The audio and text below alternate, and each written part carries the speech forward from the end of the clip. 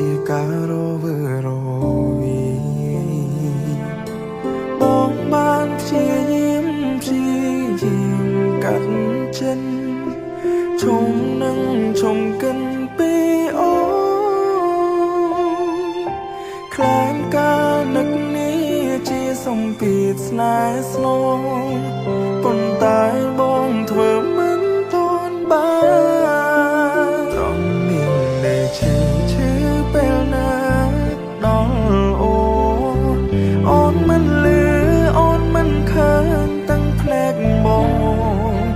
ធ្លាប់នឹកបងទេនៅចាំបងអត់មនុស្សប្រុសកុំសត់នាងដែលជូនទាំងភ្នែកអូ